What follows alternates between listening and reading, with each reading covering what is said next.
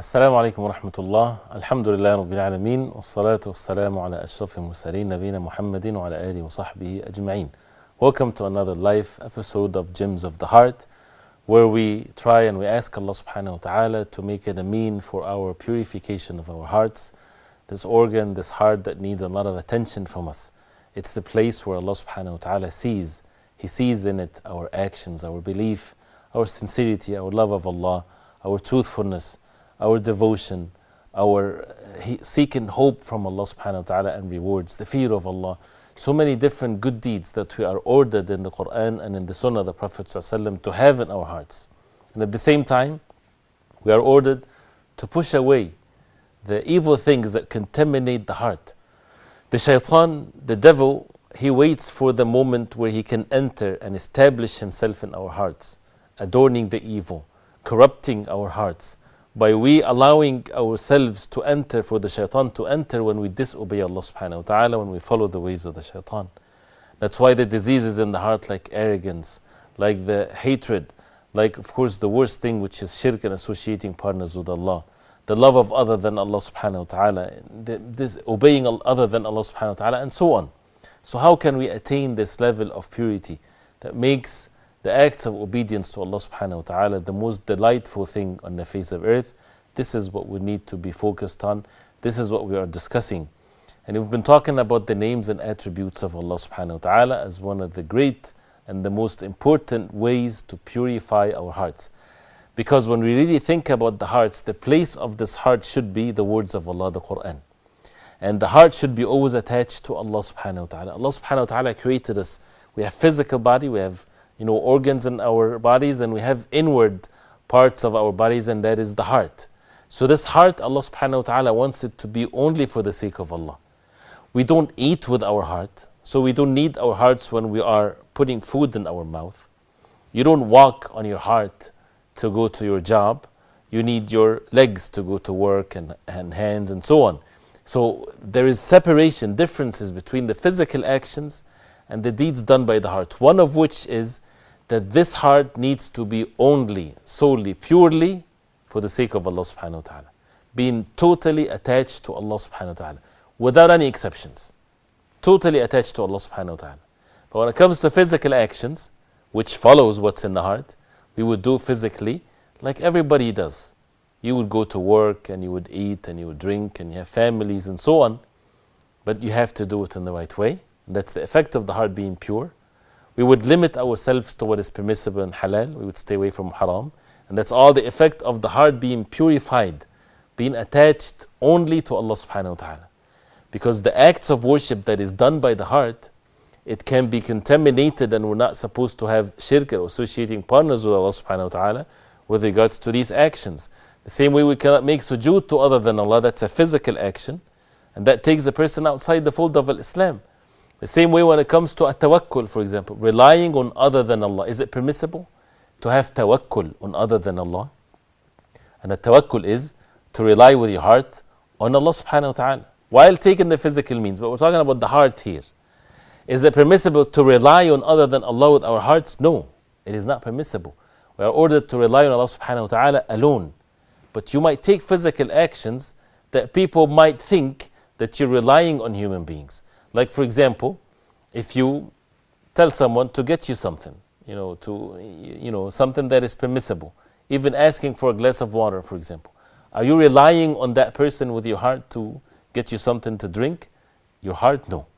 But you're asking physically, yes, if it's something that is important or something that is needed, the physical action is there, but knowing in your heart that if Allah subhanahu wa ta'ala doesn't will for it to happen, it would never happen. So you would rely on Allah subhanahu wa ta'ala alone. And also you would not do such a thing in a sinful way, and so on and so forth. So this concept, if it's clear in ourselves, this is one of the great means to purify our hearts. So the heart should be only attached and relying upon Allah subhanahu wa ta'ala. And one of the ways to achieve this is to know Allah subhanahu wa ta'ala with His names and attributes, to get the proper belief in it, to know what it means, and to get the effect of it in our life.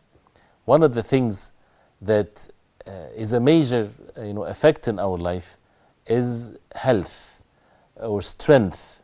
We have limitation in this life, And we are living on the face of earth for a certain time, for a specific time. We're not going to live on the earth forever. And we know that we have, people, they get sick or they die, or, there are so many different weaknesses that human beings, they face in this life. So one of the ways and one of the things to believe in Allah subhanahu wa ta'ala, that the curer is Allah subhanahu wa ta'ala. That's why we'll talk inshallah ta'ala today about the name of Allah subhanahu wa ta'ala, Ash-Shafy, or Allah subhanahu wa ta'ala being the curer. He's the one that cures. We all love to be healthy. We all love to have strength in our life. But by the way, one of the foolish things of the human beings is that they don't appreciate the favors of Allah till they lose it. That's why you see someone strong and healthy, never get sick. If they don't have iman and faith in their hearts, they don't really appreciate this favor of Allah. They're forgetful. They think it's something that they earned or they deserve. But see someone that has been, this has been taken away from him. So much suffering, so much sickness. How much he appreciates this favor of Allah. Therefore, we should not wait till a person loses a favor from Allah to be grateful to Allah, but rather we should be grateful to Allah subhanahu wa ta'ala when we're healthy, when we're given strength, and there are ways of being grateful, of course, to Allah subhanahu wa ta'ala before we lose it. The same way, breathing the air, and it's a very simple example. If you breathe the air, this is a great favor from Allah. How long does it take for a person to die if he is deprived from this favor? If a person is not able to breathe, how long does it take? Few minutes, right? So this is such a precious favor of Allah. And anything else on the face of earth that has great value would not have any value whatsoever if a person loses the ability to breathe, for example. What is the value of wealth then would benefit the person? Nothing. If a person has the best house in the world, if he's not able to breathe, what benefit that brings him? Or wealth, or beauty, or whatever there is. And that one favor of Allah subhanahu wa ta'ala, how long or how much often we need it in our life. Is it once a week or once a month or once a year? It's every second of our life. We need to breathe to be able to be living. And that's something that Allah subhanahu wa ta'ala created in us for a reason. For people to reflect upon this and to be grateful to Allah regardless. So if you're breathing, right, that means we need to be grateful to Allah. And if a person is breathing and to be grateful to Allah, that means we can still repent to Allah. We can still enter Jannah of Allah. And it doesn't mean that those who died are deprived from the favor of Allah, because everybody will die. But the real deprivation is when a person dies and enters the hellfire. That's the worst thing. And the best thing is to be among the people of Jannah. And how we live our life and how we see things should be according to what Allah subhanahu wa ta'ala wants from us. So one of which is, Allah subhanahu wa ta'ala is the one that gives the cure. No one else. A person would say, but we go to doctors, we take medicine, things like this. Yes, of course, and this is where the detachment should be there. The hearts are fully relying on Allah subhanahu wa ta'ala. That doesn't mean, or doesn't need actually, a lot of effort to be convinced. But the physical actions, we take the permissible means. That means a person, if he's sick, he goes to the doctor. A person take means of cure, having precaution before a person falls sick, how to protect ourselves from certain diseases and so on. This is all absolutely fine. Physically, we're doing all of these things. If a person needs a surgery, then he do the surgery, whatever there is. But the hearts are fully attached to Allah subhanahu wa ta'ala. And we know that for a fact. How many times the richest man on the face of earth, the strongest man on the face of earth, when he falls sick, when all the doctors, the best doctors in the world, the best technology in the world, cannot protect that person from dying. When the moment of death comes, it doesn't matter how powerful, how rich, it doesn't matter how much a person has, Allah subhanahu wa ta'ala decreed something, people would have to face it. So the same thing when it comes to sickness. Taking the means is one thing, but who's the one that actually cures the person? Allah subhanahu wa ta'ala. So this is a belief, and as a result of that belief, a person should act accordingly, and we'll see how can the actions be, to fit this belief. First of all, we know that Allah subhanahu wa ta'ala mentioned this in the Quran. Ibrahim alayhi salam, when he was stating the favors of Allah and the power of Allah subhanahu wa ta'ala, that Allah subhanahu wa ta'ala is the one that gave him food and drink, provisions is from Allah. Allah subhanahu wa ta'ala is Ar-Razzaq, is the provider. And He subhanahu wa ta'ala is the one that gave us life itself. And one of the things that Ibrahim alayhi salam, he mentioned, and it's mentioned in the Quran, وَإِذَا مَرِضْتُ فَهُوَ يَشْفِينَ. If I'm sick, He's the one that cures me. So when a person is sick, who's the one that cures? Allah subhanahu wa ta'ala. So therefore we even have to be careful with the words that we say. The doctors, they don't cure. They are means. Right? The doctors can say whatever they want, and we should follow the instructions. People study. This is physical science that has its effects and so on, and people should respect that, no doubt. And we're not taking the means just because we're ordered to take the means. The means has its effect by the will of Allah subhanahu wa ta'ala. But the hearts attached to Allah subhanahu wa ta'ala alone, and that's also something that doesn't need a lot of evidence for a person to be convinced. You have two sick people, they have the same sickness. They have the same signs and symptoms and so on. And they're given the same medicine. They're doing the same procedures. One lives and one dies. That's by the power of Allah. One, his affairs get quickly, easy, relieved easier, quicker. And someone doesn't, get worse. Allah subhanahu wa ta'ala knows best. We can always relate it to means in this life. But at the end, Allah subhanahu wa ta'ala is the curer. He's the one that cures. So as a result of that, ask Allah subhanahu wa ta'ala for cure, which is the effects of believing in this name. But we need to establish the belief of it very strongly in our hearts. And that brings actually comfort and happiness and so on. So, and that's why we have to be careful, as we will talk about that also inshallah ta'ala. A believer is different than other people. So when, for example, people or the doctors would say that he has only a few days to live, a few months to live, Allah knows best. Even though the means that we have, right, says that there is no hope for that person. This is according to our limitations, right? But we should not even say this, but we would say that according to the means we have, there is no hope whatsoever according to our means. And Allah subhanahu wa ta'ala is the curer. And if Allah subhanahu wa ta'ala choose for him to die, then that's the plan of Allah subhanahu wa ta'ala. This is the wisdom of Allah. So therefore, to believe in this. And that's one of the great examples of how to believe in things with the proper understanding of the means, so that the matter is not confused. Because if someone thinks or believe or act according to this and understood from these meanings that we're talking about that we don't have to take medicine, we don't have to seek means of cure and so on, this is wrong. Because Allah subhanahu wa ta'ala is the creator of all things. And we can take it as an example, like for example when you're hungry, if we look at that as if it's a sickness, right? You take the means to push away hunger. And whoever says, well, if Allah subhanahu wa ta'ala decree for me to continue to be hungry, which is true, nobody can push that away from me, and then you don't do anything about it, that's insanity. Nobody with reason would ever say such a thing. The same thing. So taking the means has nothing to do with one's heart being deficient or weak or not relying on Allah subhanahu wa ta'ala. These are physical means to be taken. But the hearts are relying on Allah subhanahu wa ta'ala alone, that He subhanahu wa ta'ala is the one that cures. The Prophet ﷺ, whenever he would go visit someone when they're sick, he would make dua to Allah subhanahu wa ta'ala for them. And we are ordered to make dua to Allah subhanahu wa ta'ala for cure, as the Prophets ﷺ, they did. And making dua to Allah subhanahu wa ta'ala for all of our affairs. And it shows that this is the clear effect that Allah subhanahu wa ta'ala decreed the matter for the person. And the Prophet ﷺ, for example, would say for someone that is sick, أذهب الباس رب الناس, which means, oh Allah, remove the ba's, remove the harm, remove the sickness. You are the Lord of the people. Ishfi anta shafi. Cure, you are the curer. Ishfi, this is a dua, this is asking Allah subhanahu wa ta'ala, this is the verb of Ash-Shafy. Ishfi, that means cure, because indeed you are Ash-Shafy. You are the curer. Right? And that's why we ask Allah subhanahu wa ta'ala to cure. Can we say that to a human being, Ishfi fulan? Can we say to someone, cure that person? No, we cannot, because they cannot cure anyone. They can take means of cure. We can say, examine that person. We can say, give medicine, what you think is right to that person. But we cannot say cure that person.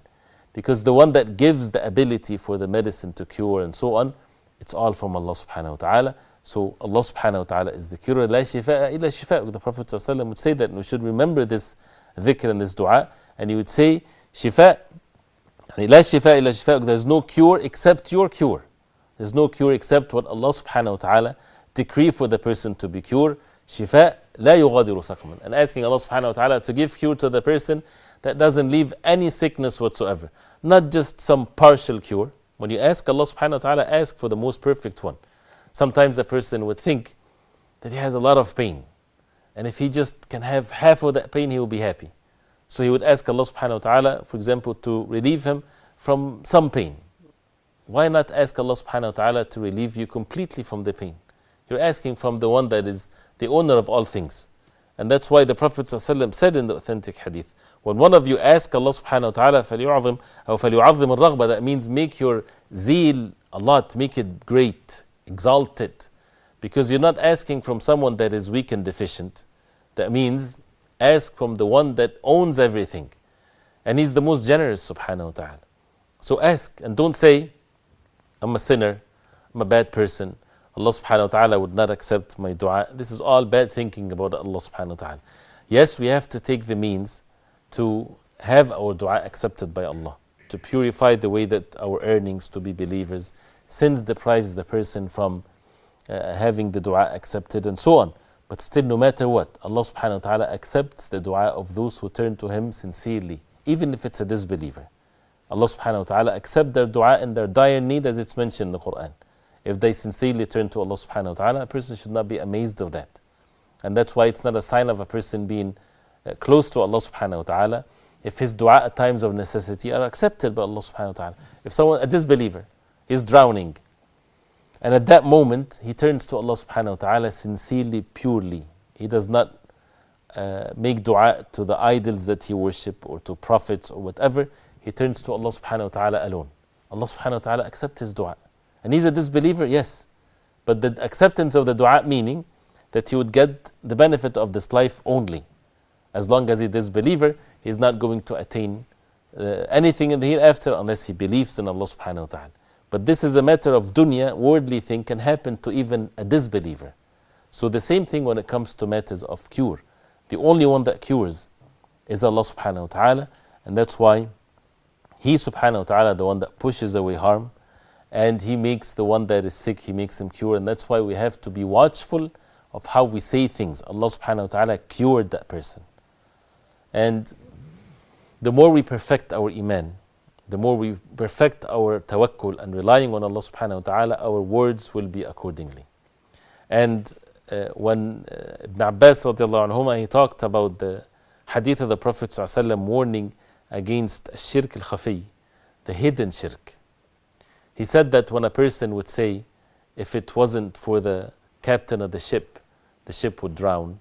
If it's not for the ducks in the house would have been stolen, because the ducks, they make noise, so the thief runs away. A person can say, if it wasn't for the dog that I have in my yard, my house would have been stolen a long time ago, because it scares the thieves away. Even though the statement is means and effect and so on, but this can be a hidden shirk, a hidden heart being attached to other than Allah, because everything is by the power of Allah. So who's the one that created the dog and the captain of the ship and so on? Allah subhanahu wa ta'ala. He's the one that can change all things.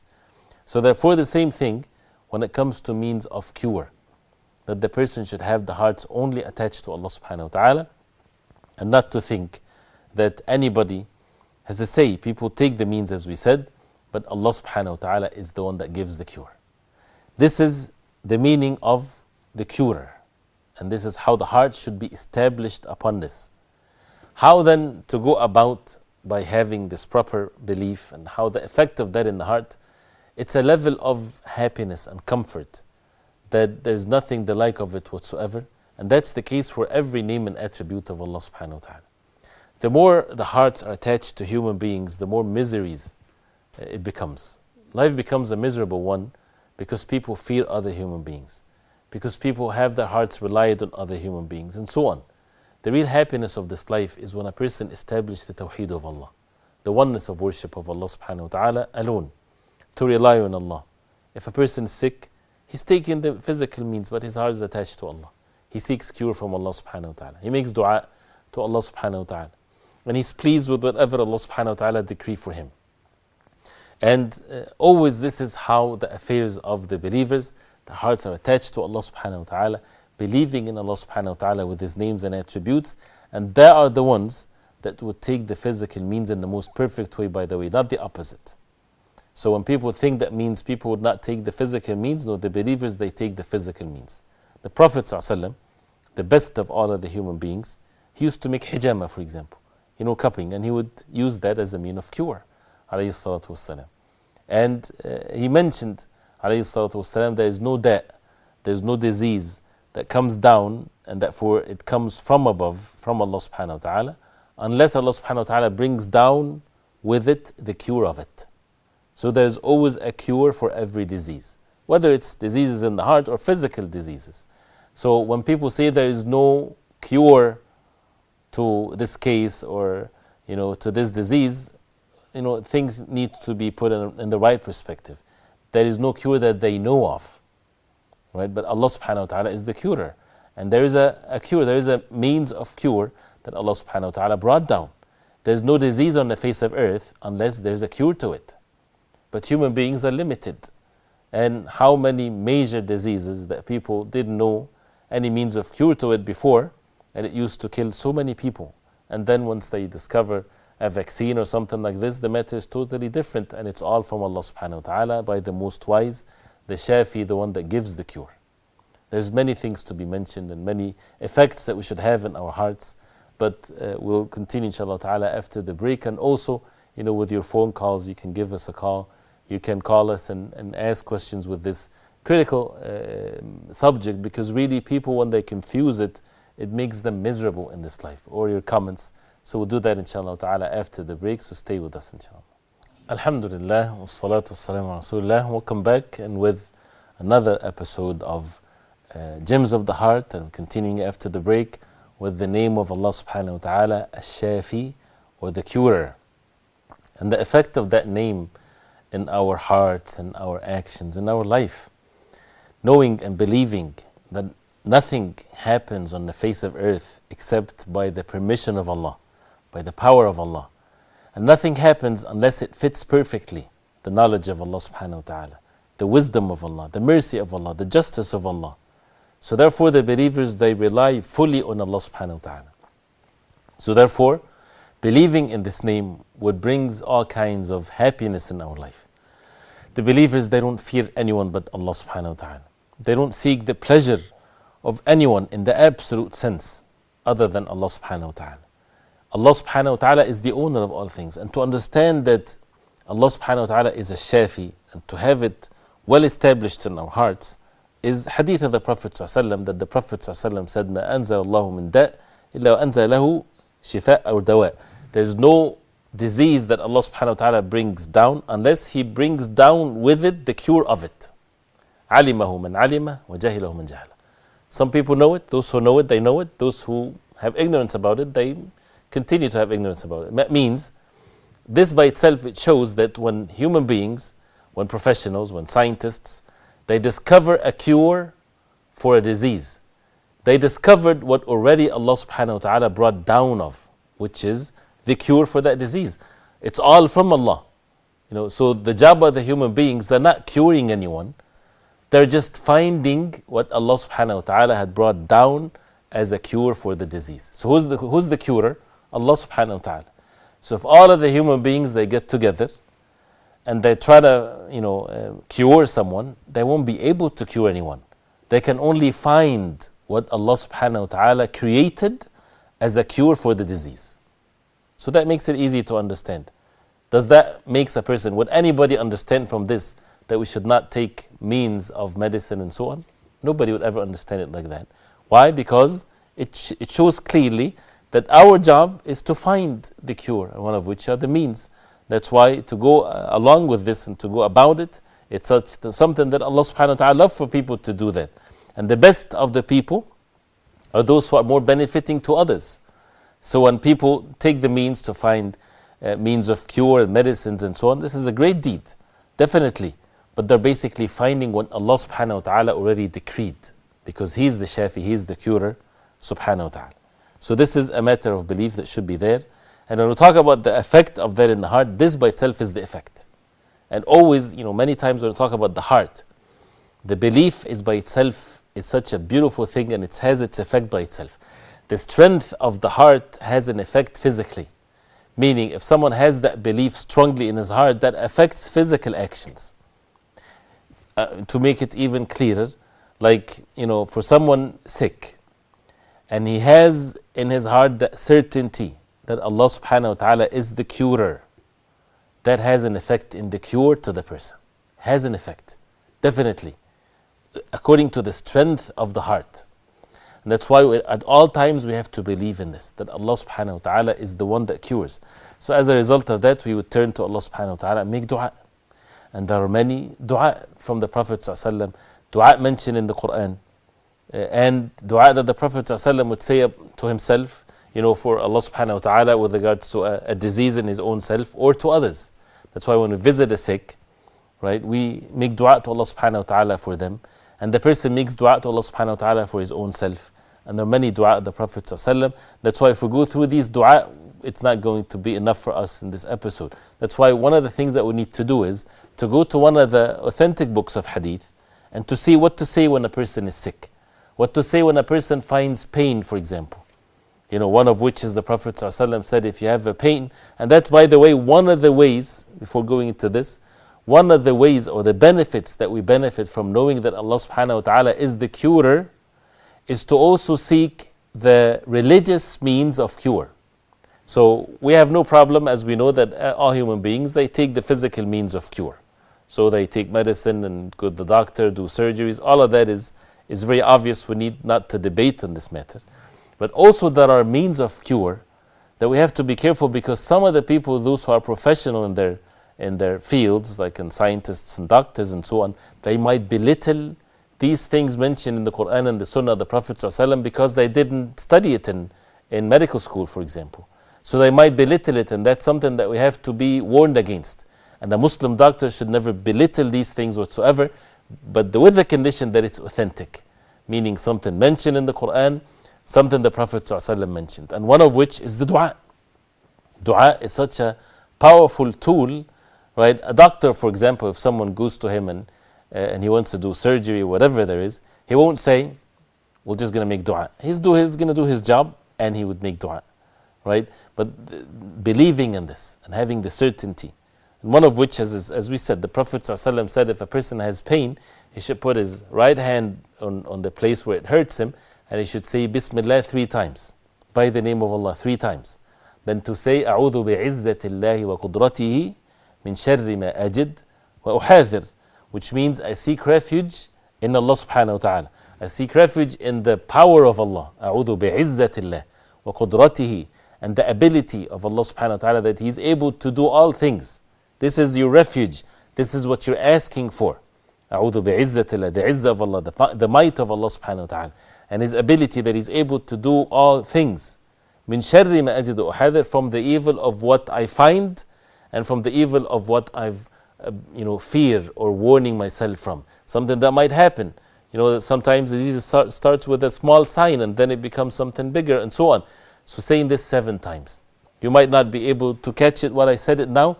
Refer to the authentic hadith of the Prophet ﷺ, the books of adhkar, authentic books of adhkar, like the Muslim Citadel, the Fortress of the Muslim, the like of these things, and for us to have the certainty why we're saying these hadith and these dua. The Prophet ﷺ, whenever he would go visit someone, and he would say, whoever says this dua, a specific dua, 7 times, Allah subhanahu wa ta'ala will cure him, unless this is his death sickness, that means the sickness that would cause him to die. If it's not that specific sickness that will cause him to die, Allah subhanahu wa ta'ala will cure him from this sickness, which is أسأل الله العظيم رب العرش العظيم أن يشفيك. And that by itself is an act of worship. أسأل الله العظيم, I ask Allah subhanahu wa ta'ala al-Azim, the exalted, أسأل الله العظيم رب العرش العظيم, the Lord of the mighty throne, أن يشفيك, that He would cure you. So you're asking the owner of all things, the Lord of the Alameen. And you say that 7 times. Can a person say it 6 times? The Prophet ﷺ said 7. So that means the effect of it comes when you say it 7 times. The same thing for the previous dua that we just heard. Limiting ourselves exactly as the Prophet ﷺ said, because he does not speak from his desire, he speaks from revelations from Allah. And this is just an example, and there are many dua to be said. And of course, what's more powerful than all of this is the Quran, the book of Allah. To seek cure by the book of Allah. As Allah subhanahu wa ta'ala said in the Quran, وَنُنَزِّلُ مِنَ الْقُرْآنِ مَا هُوَ شِفَاءٌ وَرَحْمَةٌ لِلْمُؤْمِنِينَ. We bring down in the Quran shifa, cure and mercy for the believers. So it's cure to our hearts because diseases are not just the physical disease. Most of the talk you see, we talked about the physical ailments and diseases, right? Because may Allah subhanahu wa ta'ala forgive us, we're so much attached to this world. But the real sickness is the sickness of the heart when a person is away from Allah. And that's one of the things that we need to benefit from this. Allah subhanahu wa ta'ala is the one that cures our heart from shirk, from associating partners with Allah. Cure the hearts from sins. Cure the hearts from forgetfulness. Cure the hearts from fearing other than Allah. He's the one that cures the heart from the love of other than Allah subhanahu wa ta'ala when it comes to the love of Allah. He's the one that cures our heart from showing off, from riya, from arrogance, from lying, from anything that is not according to truthfulness. He's the one that cures our heart from not having khushu' and devotion in our salah. These are all diseases in the heart. And that's what's more important, and that's why if we reflect upon the verses in the Quran and the hadith of the Prophet ﷺ, what is a disease that is worse? The physical diseases or the diseases of the heart? If we're truly truthful with our own selves, and that's one of the statements of the early generations of Islam, that if people have the concern when it comes to their diseases of the hearts, the same as they are with their physical diseases, right, things will be totally different. Our life will be totally different. What are the types of diseases that should give us or bring more of our attention? The diseases of our hearts. To be arrogant, that's far worse than to be physically sick. That's far worse of a disease than being physically sick. If we value things in the right way, then we would value how to have a healthy heart. Turns to Allah subhanahu wa ta'ala alone. This is not words of wisdom, this is the reality of this life. So the same way and that's one of the part of believing that Allah subhanahu wa ta'ala is the curer. So if someone falls sick, what do? We take the means to find a cure to this. We go to the doctor, we take the medicine on time, and otherwise a person has some insanity. The same thing when it comes to the cure of our sins and diseases of the heart. Why people take it lightly? If the cure to our hearts is to be obedient to Allah, then be obedient to Allah. Even using the Quran as means of cure. Some people think that if a person is sick and you do ruqyah, you read the Quran one time and it didn't happen, then they quit. No, it's a constant thing. And a person has to be patient with the orders of Allah. And taking these means, and like drinking the water of Zamzam, al-hijama, doing hijama, which is the cupping, and taking the bad blood with, of course, people that know how to do these types of things, and many things. And the honey, for example, as it's mentioned in the Quran, these things, it doesn't make it that it's exclusive with means of medicine. There's the other types of medicine too, but not to belittle these things, because these things has revelations from Allah. And part of believing that Allah subhanahu wa ta'ala is the curer is for people also to look at these things that are mentioned in the Quran and the Sunnah of the Prophet ﷺ. And for the Muslim professionals, the scientists, the doctors, to look into these things. The olive oil, for example, this is not, again, we're not talking in a program to giving some alternative medicine here, but we're talking about things that it's mentioned in the Quran, in the Sunnah of the Prophet ﷺ. When the Prophet ﷺ mentioned that it's a blessed tree, and he said, put that oil on yourself. It's means of cure. It doesn't have to be that you just do it like this and it's cured. There may be some proportions, some things to be done, but this is something that is mentioned in the Sunnah of the Prophet ﷺ. The black seed, habbatul barakah, habba sawda. This is something that the Prophet ﷺ said, that there is no disease unless there's a cure to it from this seed, from this blessed seed, except being old. Being old, this is something that you cannot cure yourself from. I'm just mentioning that as an example, that this is also part of the ways to believe that Allah subhanahu wa ta'ala is the curer. And having the hearts relying on Allah subhanahu wa ta'ala alone with regards to these types of means of cure, and not to belittle it whatsoever. When we talk about Allah subhanahu wa ta'ala being the one that cures, another concept of this is, and that brings strength to the heart. Why do we want to be cured? Why we want to be healthy? When someone is sick, we don't like to be sick, right? Is it because we don't like pain? Is it because we love this world so much that we want to continue to live in it forever? What's the purpose a person wants to be healthy and not in pain? Of course, no doubt that nobody loves to be in pain. We want to be, healthy, not feeling in pain and so on. But we need to also focus that, no matter how much a person lives on the face of earth, our life on the face of earth is temporary. So one of the intentions that we want to be healthy is to continue to worship Allah subhanahu wa ta'ala, is to make dhikr of Allah, is to fast the month of Ramadan, is to go for Hajj. That needs physical ability. For a person to be able to earn money to give to the poor, to be able to walk to the salah, to defeat your enemies. These are all, good deeds if it's for the sake of Allah subhanahu wa ta'ala. That's why the Prophet ﷺ, whenever he would go visit a sick, and that's an amazing one, to see that our life is focused on this concept, the worship of Allah subhanahu wa ta'ala alone. The Prophet ﷺ would make dua to the sick, and he would say, using the attribute of Allah subhanahu wa ta'ala, because the one that we ask for cure from is Allah subhanahu wa ta'ala alone. The Prophet ﷺ would say when he would visit a sick, and this is a dua that we should remember also whenever we visit someone, he would say, Allahumma shfi abdaka fulan. Oh Allah, cure your slave, and he would mention his name. So if the sick person that you're visiting, his name is Uthman or his name is Ahmad or whatever, so you say the dhikr, Allahumma shfi abdaka Uthman, Allahumma shfi abdaka Ahmad, and so on. But then he would say, which means, oh Allah, cure your slave such and such, and you mention his name.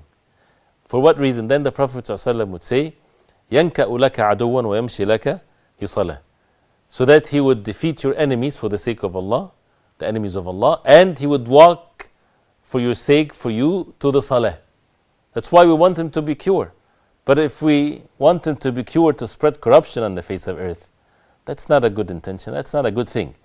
Some people, being under the ground, meaning in their graves, is better for the humanity. Why? Because they spread corruption on earth. They spread evil on the face of earth. Right? So Allah subhanahu wa ta'ala, He is the most wise, and they're there for a reason, of course. But we want to be healthy for the sake of Allah, to be obedient to Allah. And comes with that the belief that Allah subhanahu wa ta'ala is Ash-Shafy. So at the end, we take the means by the will of Allah. We go visit, if someone needs to visit the doctors, no problem. If people want to do surgery, no harm. But not to seek cure in haram, not to drink intoxications thinking that this has a mean of cure. For example, like removing stones from the kidney, whatever there is something halal. And to be patient with the halal, because there's a hadith of the Prophet ﷺ that Allah subhanahu wa ta'ala did not make the cure of this ummah in something that He had forbidden for them.